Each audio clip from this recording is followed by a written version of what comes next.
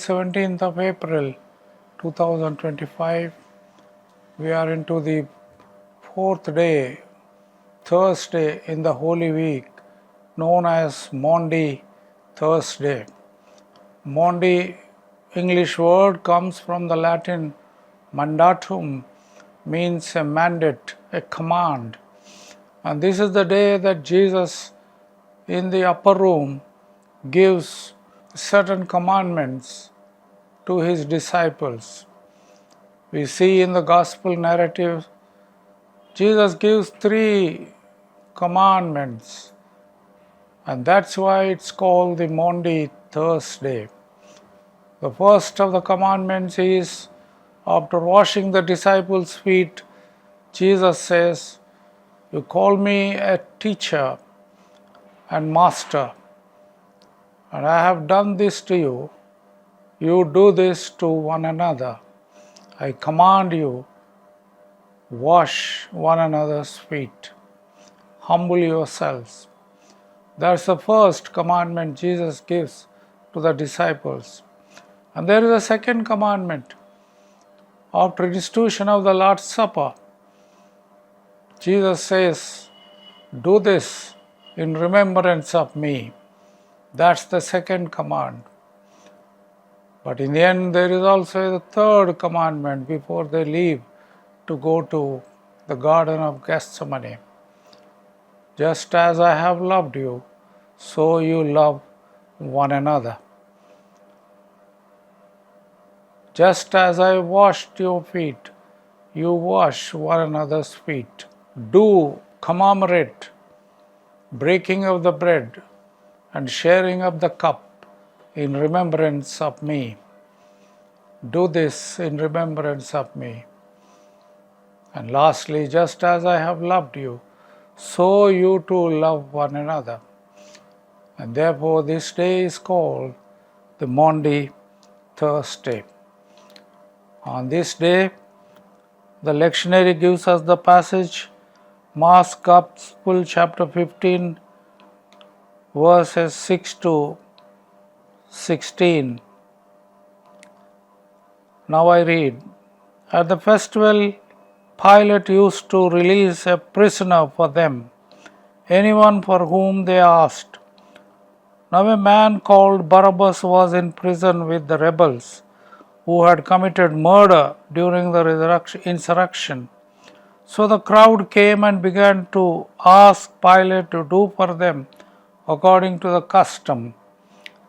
Then he answered them, 'Do you want me to release for you the King of Jews?' For he realized that it was out of jealousy that the chief priests had handed him over. But the chief priests stirred up the crowd to have him release Barnabas for them instead. Pilate spoke to them again, 'Then what do you wish me to do with the man you call the King of Jews?' They asked them. They shouted back, 'Crucify him!' Pilate asked them, 'Why, what evil has he done?' But they shouted all the more, 'Crucify him!' So Pilate, wishing to satisfy the crowd, released Barabbas for them, and after flogging Jesus, he handed him over to be crucified. After flogging Jesus, he handed him over to be crucified. A mob demanding the crucifixion of Jesus, even though he is innocent. The choice is with the people. Pilate, the ruler, gives them a choice. Do you want Jesus, the King of the Jews, or do you want Barabbas, a murderer? It is surprising to see that the people choose Barabbas and not Jesus. All because the chief priests have stirred up the crowd to have him release Barabbas and not Jesus. This is what is called the victory of mobocracy. The mob demand, they make a choice, and Pilate gives in to their choice. Pilate doesn't want to offend them, wishing to satisfy the crowd, releases Barabbas for them. And not only that, he gets Jesus flogged.